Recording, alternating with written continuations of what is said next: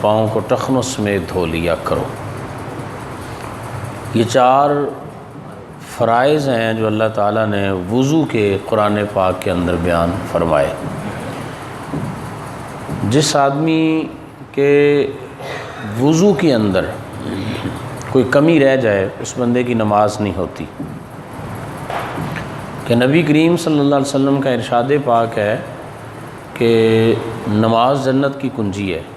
اور نماز کی کنجی وضو ہے۔ جس طرح کوئی آدمی بغیر نماز کے جنت میں نہیں جا سکتا، اسی طرح کوئی آدمی اس کی نماز اللہ کی بارگاہ میں قبول اور محبوب نہیں ہو سکتی جب تک اس کا وضو مکمل اور صحیح نہ ہو۔ حتیٰ کہ اگر ایک بال برابر بھی جگہ اعضائے وضو میں سے خشک رہ گئی تو اس بندے کا سرے سے وضو ہی نہیں ہوگا۔ اور اگر ہمیں کوئی بندہ بتا دے تو ہمیں ناراض نہیں ہونا چاہیے۔ ہم ناراض ہو جاتے ہیں نا، کوئی بندہ ہمیں کہہ دے بھی تیرا پاؤں خشک ہے یا تیرا ہاتھ یہاں سے خشک رہ گیا ہے، کوئی بندہ ہمیں کہہ دے تو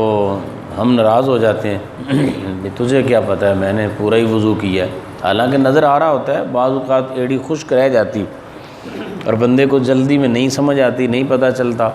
اور کسی کے بتانے سے ہم ناراض ہوتے ہیں، تو ناراض ہونے والی بات نہیں ہے۔ وہ اگر کوئی آدمی نشاندہی کرے کسی بھی ہمارے اندر کوئی ایسی بات ہے کہ کسی دوسرے بندے نے نشاندہی کر دی ہے تو ہم ناراض خفا ہونے کی بجائے اس کا شکریہ ادا کر دیا کریں کہ اس نے ہمیں۔ ہاں یہ بھی ہے کہ طریقہ بتانے کا بھی انسان کا بڑا بھونڈا اور بڑا عجیب سا نہ ہو کہ اگلے بندے کو خواہ مخواہ میں غصہ ہی آ جائے۔ اللہ تعالیٰ نے قرآن کریم کے اندر ارشاد فرمایا وَيُعَلِّمُهُمُ الْكِتَابَ وَالْحِكْمَةَ، اے محبوب صلی اللہ علیہ وسلم آپ ان لوگوں کو قرآن پاک کی تعلیم دیں، لیکن حکمت کے ساتھ تعلیم دیں، حکمت سے۔ تو نبی کریم صلی اللہ علیہ وسلم نے بہرحال وضو جو تھا اسے نماز کی شرط قرار دی ہے۔ حضور علیہ الصلوۃ والسلام کے ارشاد پاک ہے کہ جو آدمی وضو کرتا ہے اور وضو کے لیے وہ ابتدا میں بسم اللہ الرحمن الرحیم پڑھ لے تو بسم اللہ شریف کے پڑھنے کی برکت سے اللہ تعالیٰ اس بندے کو کچھ خصوصی انعامات عطا فرماتا ہے۔ کسی نے بغیر بسم اللہ کے وضو کر لیا، وضو ہو جاتا ہے۔ جس طرح کوئی آدمی اگر غسل خانے میں ہے تو وہ غسل کر رہا ہے وہاں، تو وہاں ظاہری بات ہے وہ کوئی دعا یا بسم اللہ یا لا الہ الا اللہ تو پڑھ نہیں سکتا، کیونکہ وہ ایسی جگہ پہ کھڑا ہے کہ جہاں اللہ تعالیٰ کا نام لینا سوء ادب ہے، تو وضو اس کا بھی ہو جائے گا۔ لیکن آدمی نے وضو سے پہلے بسم اللہ شریف پڑھ لی، اور ایک وہ بندہ تھا کہ جس نے وضو کرنے سے قبل بسم اللہ نہیں پڑھی، تو جس نے نہیں پڑھی اس کے وہی اعضاء پاک ہوئے جہاں اس نے پانی بہایا تھا، اور جس نے بسم اللہ شریف پڑھ کے وضو شروع کیا اس کا پورا جسم پاک ہو گیا۔ یہ پاکی روحانی طور پر ہے کہ اللہ تعالیٰ اسی اندر کی پاکیزگی بھی عطا فرما دیتا ہے۔ پھر نبی کریم صلی اللہ علیہ وسلم کا ارشاد پاک ہے کہ جب ایک انسان بسم اللہ شریف پڑھ کے وضو کرتا ہے، اپنے ہاتھ کو دھوتا ہے، تو صرف ابھی اس نے ہاتھ دھوئے ہوتے ہیں کہ اللہ تعالیٰ اس کے ہاتھوں کے گناہوں کو دھو دیتا ہے، گناہوں کو مٹا دیتا ہے۔ پھر اس بندے نے کلی کی تو زبان کے اندر جو انسان کی اونچ نیچ ہو گئی تھی، کمی کوتاہی ہوئی، غلطی ہوئی، اللہ زبان کے گناہ اس کے معاف فرما دیتا ہے۔ چہرے کو دھویا تو اس کی آنکھوں کے گناہ جو تھے، ناک سے ہونے والے گناہ اللہ تعالیٰ وہ معاف فرما دیتا ہے۔ سر کا مسح کیا تو سر کے اوپر جو گناہوں کا بوجھ تھا اللہ تعالیٰ اسے اتار دیتا ہے۔ پاؤں کو دھویا تو پاؤں سے ہونے والے گناہ اللہ تعالیٰ معاف فرما دیتا ہے۔ یعنی یہ ابھی وہ نماز کی تیاری میں ہے۔ جب وہ ان اعضاء کو دھو رہا ہے، وضو کر رہا ہے، تو نبی کریم صلی اللہ علیہ وسلم نے ارشاد فرمایا جہاں جہاں سے وہ پانی بہا رہا ہے نا، اللہ تعالیٰ اس کے وہ گناہوں کو معاف فرما رہا ہے۔ اب اس کی رحمت کیسی بے کنار سمندر ہے کہ ابھی انسان تیاری کر رہا ہے، اذا قمتم الی الصلاۃ، نماز کے لیے ابھی اس کا ارادہ ہے کہ میں نماز پڑھوں، اللہ کے حضور اپنی پیشانی کو جھکا لوں، تو وضو کر رہا ہے، اور جہاں جہاں پانی بہا رہا ہے اللہ تعالیٰ وہ سارے گناہوں کو اسی طرح مٹاتا جا رہا ہے، اس کے گناہ معاف ہو رہے ہیں، گناہ معاف ہو رہے ہیں۔ اور جب وہ آدمی وضو کر کے اپنے گھر سے چلتا ہے کہ اب میں جاؤں اور جا کر مسجد میں نماز پڑھوں، اس سے یہ بات بڑی واضح ہوتی ہے کہ عادت ہمیں یہ بنانی چاہیے کہ ہم وضو گھر سے کر کے آئیں۔ جو آدمی گھر سے وضو کر کے نہیں آتا اسے یہ فضیلت جو میں بیان کرنے لگا اسے یہ نصیب نہیں ہوگی۔ میں نے یہ نہیں کہا کہ مسجد سے وضو کرنا نہیں چاہیے،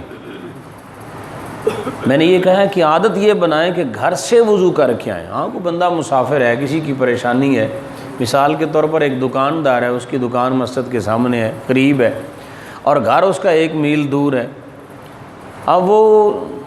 اپنے گھر وضو کے لیے جائے اور آئے گا تو اس کو تو کافی وقت درکار ہے، اور اس نے اپنا کاروبار بھی کرنا ہے، تو یہ گنجائش ضرور موجود ہے اور یہ انتظامات اس لیے ہوتے ہیں۔ لیکن ایک آدمی اگر گھر سے وضو کر کے چلے تو نبی کریم صلی اللہ علیہ وسلم نے ارشاد فرمایا کہ اس کے ایک ایک قدم پر اللہ تعالیٰ اسے ایک ایک نیکی عطا فرماتا ہے۔ کون سا ایسا عمل ہوگا یار جس کے لیے بندہ چلے؟ بلکہ ایک روایت میں تو یہاں تک ہے کہ جو آدمی اپنے گھر سے وضو کر کے نماز کی نیت سے مسجد کی طرف چلتا ہے، اللہ تعالیٰ اس بندے کو اس طرح کا اجر اور ثواب عطا فرماتا ہے جس طرح وہ احرام باندھ کے بیت اللہ کا حج کرنے کے لیے چل رہا ہو۔ پھر اللہ تعالیٰ ہر قدم پر ایک نیکی عطا فرماتا ہے اور ایک گناہ اللہ تعالیٰ اس بندے کا مٹا دیتا ہے۔ یہ اس کے نامہ اعمال کے اندر سلسلہ اسی وقت جاری ہو گیا جب اس نے ارادہ کیا تھا اور وضو کر کے وہ چلا تھا۔ اللہ تعالیٰ ہر قدم پر اس کو اس کا ایک ایک درجہ جنت میں بلند فرما دے گا، اسے ترقی ملتی جائے گی، اس کے سکیل جنت میں بڑھتے جائیں گے۔ بعض صحابہ کرام علیہم رضوان کو جب یہ پتہ چلا نا کہ مسجد میں آئیں تو ایک قدم پہ ایک نیکی ملتی ہے، تو حضور علیہ السلام کے ایک صحابی تھے، وہ گدھے پہ آیا کرتے تھے، انہوں نے رکھا تھا کہ میں مسجد میں جاؤں تو چلو اس پر بیٹھ کے جایا کروں گا، اور 2-3 میل اس کا گھر دور تھا، اس نے گدھے کو پھر گھر ہی چھوڑ دیا کہ پیدل جائیں گے تو زیادہ اجر اور ثواب ملے گا۔ یعنی ہر قدم پہ اس قدر نیکی اور ثواب، پھر گناہوں کی بخشش کی نوید۔ حضرت امام اعظم ابو حنیفہ رضی اللہ تعالی عنہ، آپ کو اللہ نے یہ نگاہ عطا فرمائی تھی کہ آپ دیکھ لیا کرتے، جو نبی کریم علیہ السلام کا فرمان ہے نا کہ جب بندہ ہاتھ دھوتا ہے تو گناہ دھل جاتے ہیں، چہرہ دھویا تو چہرے کے گناہ دھل گئے۔ ایک آدمی حوض میں یوں وضو کر رہا تھا، نوجوان شخص تھا، تو حضرت امام اعظم علیہ رحمہ نے اس بندے کو وضو کرتے ہوئے اس کے قطرے نیچے ٹپکتے ہوئے دیکھے، اور آپ نے فرمایا کہ بیٹے والدین کی نافرمانی نہ کیا کر۔ یعنی وہ جو گناہ اس نے کیا تھا نا، والدین کی نافرمانی والا، دھل رہا تھا، اس نے فوراً توبہ کر لی۔ اور ایک آدمی کو آپ نے زنا سے توبہ کروائی، شرابی کو شراب سے توبہ کروائی، یعنی یہ سارے گناہ دھلتے ہوئے نظر آئے۔ تو ان کا یقین اعتقاد نبی کریم علیہ الصلوۃ والسلام کے ارشاد پاک اور بھی زیادہ مستحکم اور پکا ہو گیا کہ واقعی وضو کرنے سے اللہ تعالیٰ یہ نورانیت بندے کو عطا فرما دیتا ہے۔ پھر نبی کریم صلی اللہ علیہ وسلم کا ارشاد پاک ہے کہ ہمہ وقت با وضو رہنا چاہیے، اس لیے کہ وضو مومن بندے کا ہتھیار ہے۔ جب بندہ با وضو ہوتا ہے تو شیطان اس کے قریب نہیں آتا، شیطان اس سے ڈرتا ہے کہ یہ بندہ وضو سے ہے، کیونکہ اس کے پاس اس بندے کا ہتھیار موجود ہے۔ ہتھیار نہ ہو، بندے کا اسلحہ اس کے پاس نہ ہو تو پھر ہر دشمن حملہ کر لیتا ہے۔ بلکہ اگر کسی بندے کو آخر وقت میں موت آئے اور موت کے وقت وہ بندہ با وضو ہو تو نبی کریم علیہ السلام نے فرمایا کہ اللہ تعالیٰ اس بندے کو شہادت کا رتبہ عطا فرما دیتا ہے۔ مرتے وقت یہ کسے نصیب ہوگا؟ جو بندہ زندگی کے اندر جس نے وضو کو اپنا معمول بنا کے رکھا ہے، جو ہمہ وقت وضو کے ساتھ رہنے کا عادی ہو جاتا ہے، گناہوں سے بچتا ہے، اللہ اسے دل کی پاکیزگی عطا فرما دیتا ہے۔ اور پھر سب سے بڑی بات ہے کہ اس کا زندگی کے اندر چونکہ یہ معمول رہا ہے کہ وہ ہر کام سے پہلے وضو کر لیتا ہے، وضو جو ہی ٹوٹتا ہے وضو کر لیا۔ صرف نماز پڑھنے کے لیے ہی وضو کرنا یہ اور چیز ہے، لیکن ہمہ وقت وضو کے ساتھ رہنا، اللہ تعالیٰ نے حضرت موسیٰ علیہ السلام کی طرف وہی فرمائی تھی کہ اے میرے نبی موسیٰ علیہ السلام، اگر تیرے اوپر کوئی آفت آ جائے، کوئی مصیبت نازل ہو جائے اور تو اس وقت بے وضو ہو، یعنی بے وضو ہونے کی حالت میں اگر کوئی مصیبت، کوئی آفت، کوئی پریشانی آ جائے تو پھر مجھے نہ کہنا، اپنے آپ کو ملامتی کرنا۔ مقصد کیا تھا کہ اگر کوئی آدمی باوضو ہوتا ہے تو اللہ تعالیٰ اس سے ہر طرح کی پریشانیوں کو، دکھوں کو، ہر بیماری کو اللہ تعالیٰ اس بندے سے دور کر دیتا ہے۔ یہ سمجھیے کہ وضو والا آدمی ہر طرح کی بیماری سے حفاظت میں رہتا ہے، ہر طرح کی پریشانیوں سے حفاظت میں رہتا ہے۔ اس بندے کی ضمانت اللہ اور اس کے رسول صلی اللہ علیہ وسلم نے لے لی۔ اور صحابہ اکرام رضوان اللہ علیہم اجمعین فرماتے ہیں کہ نبی کریم صلی اللہ علیہ وسلم جب قضائے حاجت کے لیے جاتے تو حضور علیہ الصلوۃ والسلام قضائے حاجت سے فارغ ہو کر فوراً وضو فرماتے، ایک لمحے کی تاخیر کیے بغیر حضور علیہ الصلوۃ والسلام وضو فرما لیا کرتے۔ اور ایک دفعہ ایسے تھا کہ پانی تھوڑا دور تھا، حضور علیہ السلام نے فوراً تیمم فرما لیا۔ صحابہ نے عرض کی یا رسول اللہ پانی تو بالکل قریب ہی ہے، اتنا زیادہ دور تو ہے نہیں ہے کہ ہمیں کچھ گھنٹے لگ جاتے، یہ قریب ہی پانی ہے۔ تو نبی کریم علیہ السلام نے فرمایا انسان کی زندگی کا کوئی پتہ نہیں ہے، میں وہاں اس حوض تک پانی تک پہنچ سکوں یا نہ، تو میں نے یہ پسند ہی نہیں کیا کہ ایک چیز اللہ تعالیٰ نے مجھے عطا فرمائی ہے، ایک رعایت اللہ نے دی ہے تو میں اس پر عمل کرتا ہوں، میں تیمم کر لیتا ہوں، اور جب میں وہاں اس حوض تک پہنچ جاؤں گا تو پھر وہاں جا کر میں وضو کر لوں گا۔ کوئی آدمی اگر تیمم کر لے نا، پانی موجود نہیں ہے، تیمم کر لے تو جب وہ پانی پہ پہنچ جائے تو تیمم بالکل خود بخود ہی اس کا ٹوٹ جائے گا، تیمم اس کا ختم ہو جائے گا، وہ اس وقت تک رہے گا جب تک اس بندے کے پاس پانی نہیں ہے۔ یا کئی ایسے لوگ ہوتے ہیں جن کے لیے پانی نقصان دہ ہوتا ہے، وہ اگر پانی کے ساتھ وضو کریں، غسل کریں تو ان کے لیے پانی اگر نقصان دہ ہو تو پھر وہ پاک مٹی کے ساتھ تیمم کر سکتے ہیں اور وہ اس سے نماز پڑھ لیں۔ تو یہ بہرحال نبی کریم صلی اللہ علیہ وسلم کا کس قدر اہتمام ہے وضو پر۔ اور ایک حدیث پاک میں یہ ہے کہ جو آدمی باوضو سوتا ہے، ہم تو صرف وضو کرتے ہیں کہ جب نماز پڑھنی ہو، صرف نماز کے لیے، اور اس کے بعد وضو ٹوٹ گیا تو پھر ہماری توجہ اس طرف نہیں ہوتی کہ اب بھی مجھے وضو کرنا چاہیے، مجھے اللہ تعالیٰ کی رحمتیں نصیب ہوتی رہیں گی، مجھے اللہ تعالیٰ کی برکتیں نصیب ہوتی رہیں گی، اللہ تبارک و تعالیٰ کی کرم اور عنایات کی بارش باوضو بندے پہ ہمہ وقت برستی ہے۔ جس طرح ایک بندہ ہے نا، وہ پڑھ رہا ہے سبحان اللہ الحمدللہ، ذکر کر رہا ہے، اور ایک وہ شخص بھی ہے کہ جس نے اپنے چہرے پہ حضور علیہ السلام کی سنت سمجھ کے داڑھی مبارک سجا لی ہے۔ اب داڑھی کا اجر اس بندے کو ہر وقت مل رہا ہے، ہر وقت مل رہا ہے، اس لیے کہ کئی وہ سنتیں ہیں، ہم کھانا کھائیں بسم اللہ شریف پڑھ کے کھائیں گے، دائیں ہاتھ سے شروع کریں گے، اپنے آگے سے کھائیں گے، اس وقت تک اجر ملے گا جب تک کہ سنت پہ عمل ہو رہا ہے۔ پانی پینے لگے تو بسم اللہ شریف پڑھ کے پیا، 3 سانس لے کر پیا، دائیں ہاتھ میں